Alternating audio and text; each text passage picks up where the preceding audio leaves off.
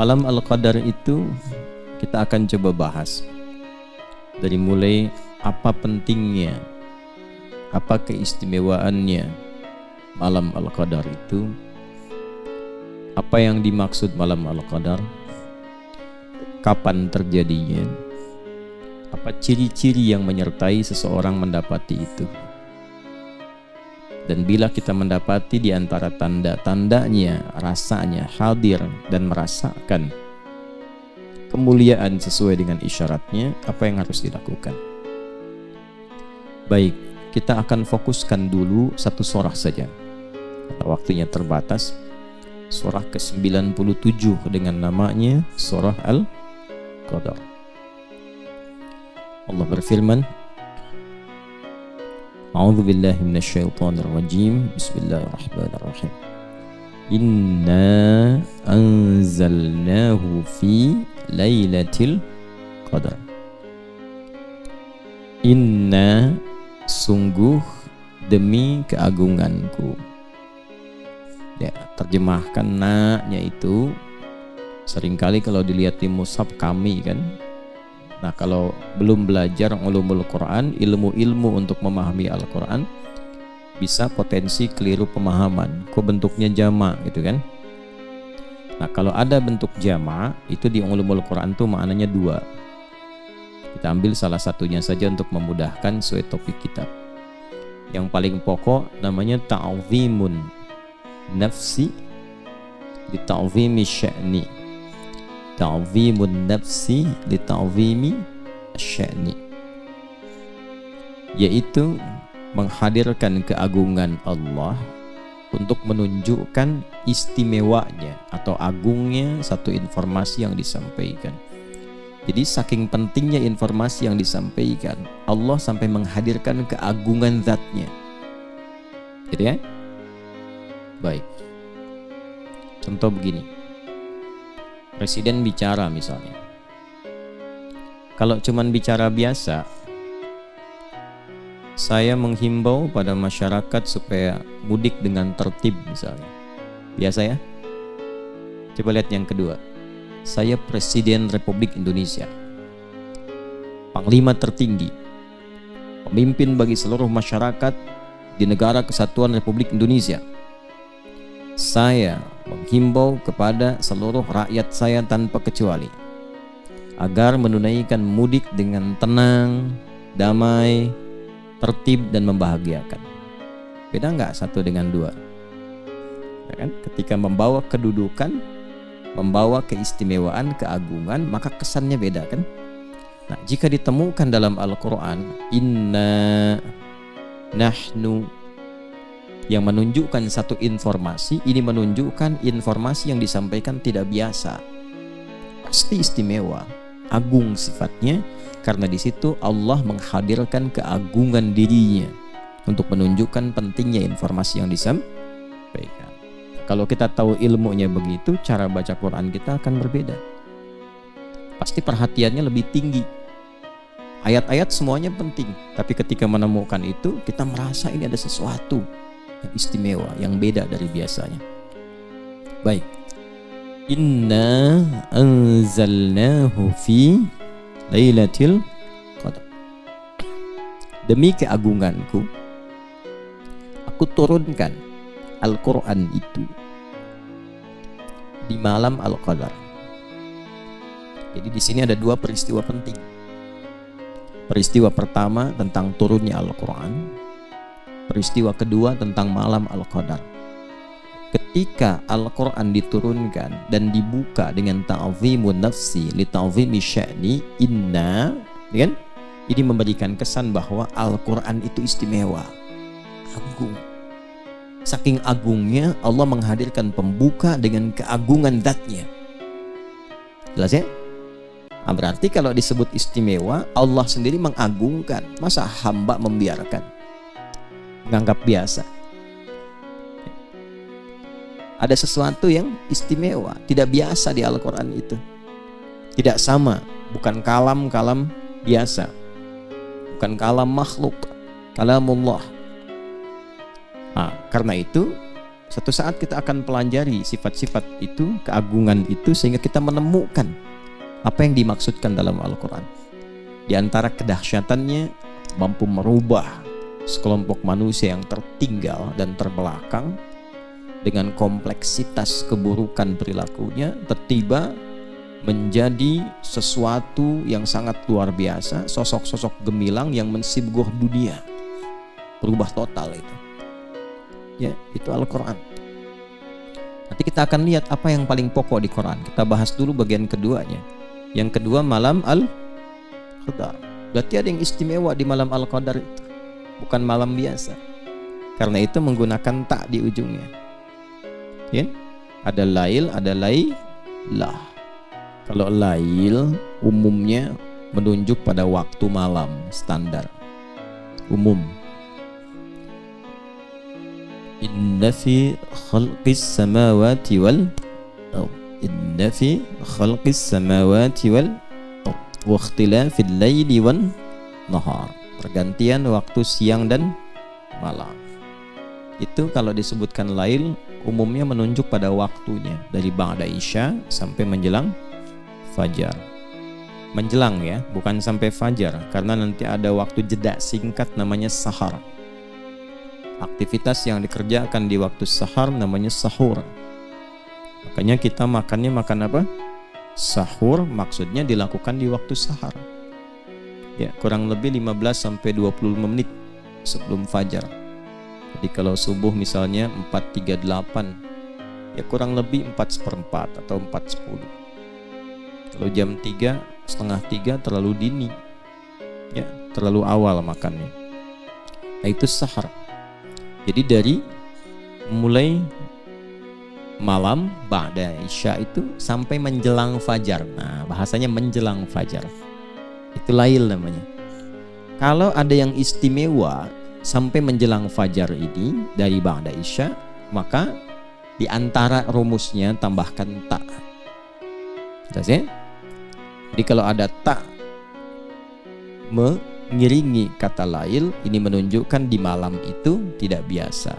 Ini umumnya ya. Walau nanti dalam beberapa keterangan tergantung konteks bisa berbeda. Tapi umumnya teorinya begitu. Kalau ada tak bersamaan dengan lail, maka tak itu menunjukkan sifat yang tidak sama dari waktu-waktu malam yang biasa. Setiap malam bisa tahajud gak? Bisa, karena itu saat menyebutkan sholat malam itu pakai lail, bukan lailah. Coba Quran surah 17 ayat ke-79. Wa minal laili fatahajjad bi. Bukan wa minal lailah. Artinya setiap malam ada potensi untuk tahajud. Ya. Tapi kalau ada satu malam yang istimewa yang tidak sama dengan malam-malam lainnya, maka salah satunya tambahkan tak pada kata lail itu menunjuk pada sifat. Karena itu ayatnya berbunyi inna anzalnahu fi lailatul qadar. Baik, lailah ya, bukan lail kan? Nah, apa istimewanya malam Al-Qadar itu? Kita ambil keistimewaannya dulu. Satu, ini langsung keterangan Qur'annya. Wa ma adraka ma lailatul qadar. Indah sekali nih ya. Kita dibikin penasaran dulu supaya memotivasi kita untuk memburu malam itu. Tahu nggak kata Allah keistimewaan malam Al-Qadar itu? Tahukah Anda keistimewaannya? Kan? Teruskan. Lailatul qadri khairum min alfi syahr. Malam Al-Qadar itu istimewanya seluruh amal soleh yang dikerjakan membersamai malam itu nilainya dilipat gandakan lebih dari 1000 bulan. Dilipat gandakan, ingat, lebih dari, karena redaksi Qur'annya berbunyi khairum min, lebih dari. Jadi tidak pas 1000 bulan. Ya, 1000 bulan itu kurang lebih 80 sampai 83 tahun lah. Ambillah 83 tahun misalnya. Berarti lebih daripada itu. Atau bahasa paling gampangnya standar rata-rata usia manusia misalnya. Ya. Baik. Jadi kalau Anda beribadah seumur hidup, kan? Itu bahasa gampangnya. Kalau Anda beribadah seumur hidup, lalu dibandingkan dengan beribadah bersamaan di malam ini, malam Al-Qadar, itu lebih bagus di malam ini nilainya, lebih banyak di malam ini. Lebih dari apa yang pernah dikerjakan selama hidup. Ya, dalam satu amalan ya.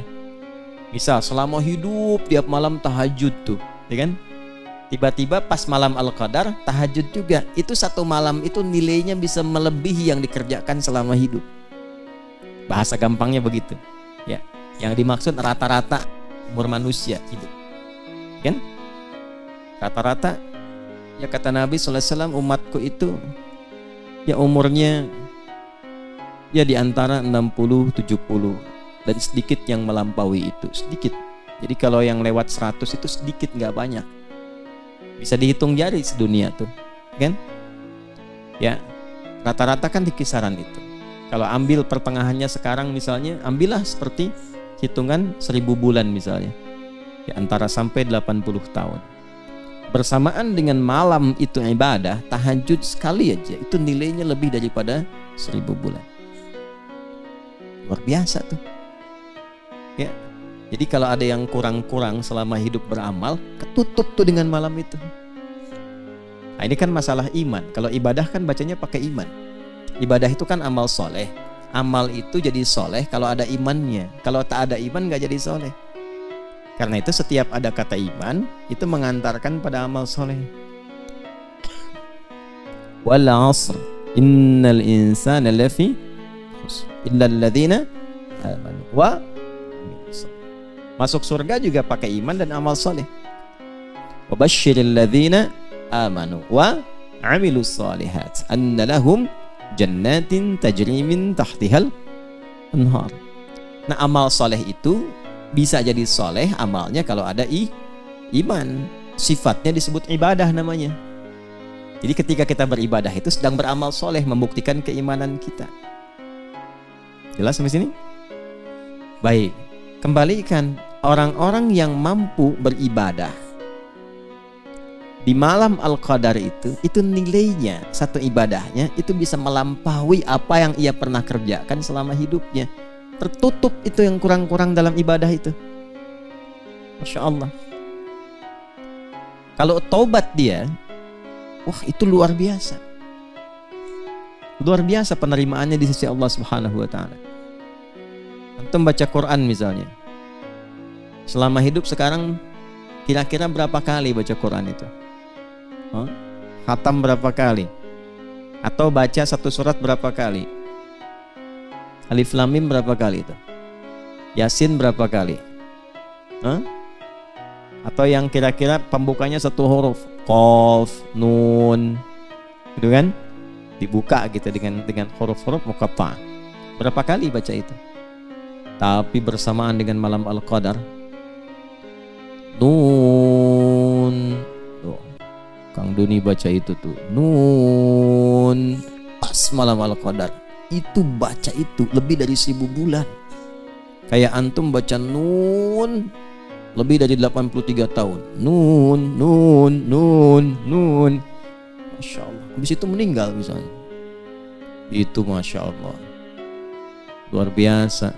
Ketutup tuh amalan-amalan. Tanya sama malaikat Mungkar Nakir. Mah kita buka.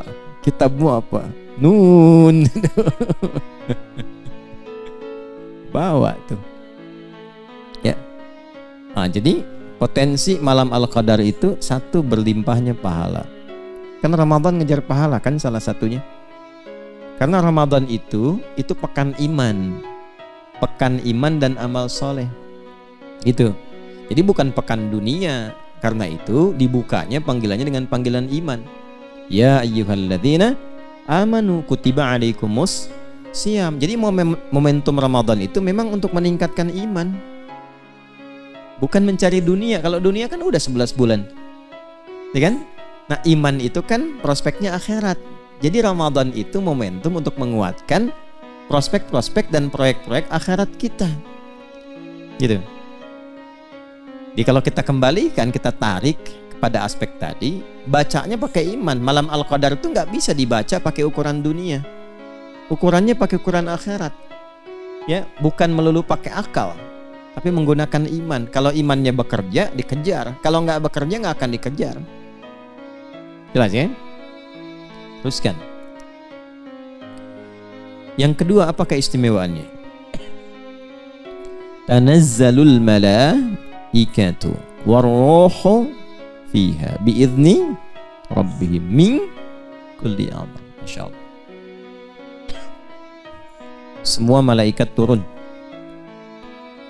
desak-desakan ke bumi. Ini asal kalimatnya tatanazzalu. Itu asalnya. Tapi ada dalam balaghah itu, kalau ingin menunjukkan sesuatu yang berlangsung cepat dan banyak, masif, cepat, masif, itu hilangkan salah satu taknya di depan. Tapi dhammahnya tetap berlaku di ujung untuk menunjukkan mudhari, sesuatu yang berlangsung terus. Masih ingat tadi waktunya malam Al-Qadar, malam lail dari kapan? Ba'da Isya sampai menjelang fajar. Itu masif terus. Siapa yang masif turun? Malaikat. Banyak. Terus turun. Sampai-sampai kalau kita buka kitab-kitab tafsir itu, ya, itu bumi ini padat dengan malaikat yang berlomba turun. Nanti sampai saking padatnya, alam tuh suasananya tenang. Nanti saya bahas di akhir ciri-ciri tanda-tanda malam Al-Qadar itu seperti apa diantaranya. Hening, ya. Jadi kalau saya hadirkan bejana gelas misalnya, saya isi 1-2 kelereng, lalu saya goncangkan begini, digoyang-goyang, bunyi nggak? Bunyi kan? Lato-lato kan? Tak-tak-tak-tak-tak-tak-tak gitu kan?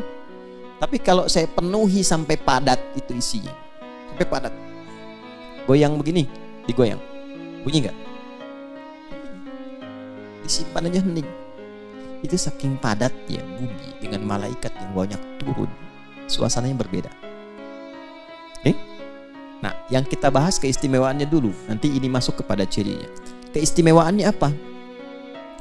Sampai-sampai malaikat Jibril pun yang tugas pokoknya menurunkan wahyu, ya, terakhir kepada Nabi Muhammad SAW, di malam itu khusus ikut turun, ya kan? Ikut turun, mimpin malaikat.